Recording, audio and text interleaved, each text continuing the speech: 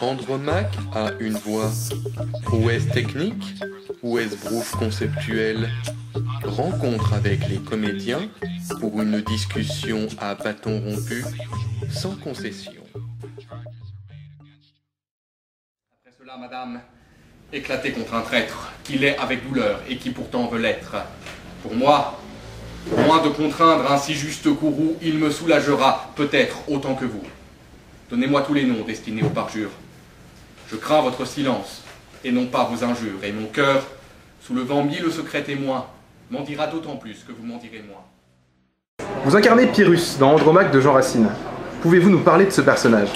Écoutez, je crois que le personnage de Pyrrhus se caractérise par son extrême complexité.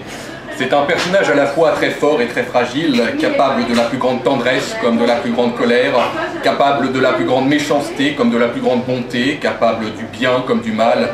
En somme, c'est un personnage essentiellement paradoxal. Et justement, comment avez-vous fait pour appréhender ce personnage?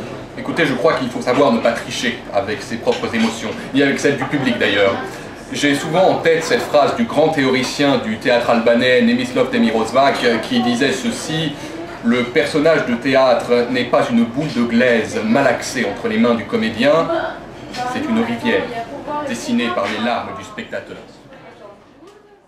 Ne vous suffit-il pas que ma gloire offensée réclame une victime à moi seul adressée? Qu'Hermione est le prix d'un tyran opprimé, que je le hais, enfin Seigneur que je l'aimais? Je ne m'en cache point, l'ingrat m'avait su plaire, soit que me l'ordonna mon amour ou mon père, n'importe, mais enfin réglez-vous là-dessus, malgré mes vœux, Seigneur, honteusement déçus, malgré la juste horreur que son crime me donne, tant qu'il vivra, craignez que je ne lui pardonne. Vous incarnez Hermione, parlez-nous un peu d'elle.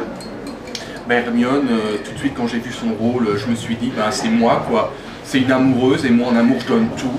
Elle est hyper passionnée, moi aussi je suis hyper passionné.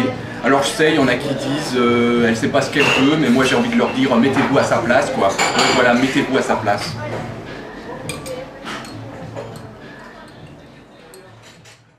Je me suis quelquefois consolé qu'ici, plutôt qu'ailleurs, le sort m'eût exilé. Qu'heureux, dans son malheur, le fils de tant de rois, puisqu'il devait servir, fut tombé sous vos lois. J'ai cru que sa prison deviendrait un asile. Jadis, Priam soumis, fut respecté d'Achille. J'espérais de son fils encore plus de bonté. Pardonne, cher Hector, à ma crédulité. Je n'ai pu soupçonner ton ennemi d'un crime. Malgré lui-même, enfin, je l'ai cru magnanime. Vous interprétez Andromaque, le rôle titre de la pièce. Comment avez-vous vécu ce rôle? Vous savez, ce rôle, c'est un merveilleux cadeau dans la vie d'une comédienne. C'est tellement exaltant de jouer cette femme que la vie n'a pas épargnée et puis qui reste pourtant si forte dans l'épreuve. Vous savez, j'ai longtemps hésité avant d'accepter le rôle. Je craignais de ne pas être à la hauteur. Et puis je me suis dit qu'avec la vie que j'ai eue, avec les rencontres que j'ai faites, avec mon parcours, j'en étais peut-être capable. D'ailleurs, le metteur en scène m'a fait confiance. C'est une merveilleuse aventure. Tout lui rirait, Pylade, et moi, pour mon partage, je n'emporterai donc qu'une inutile rage. J'irai loin d'elle encore, tâcher de l'oublier.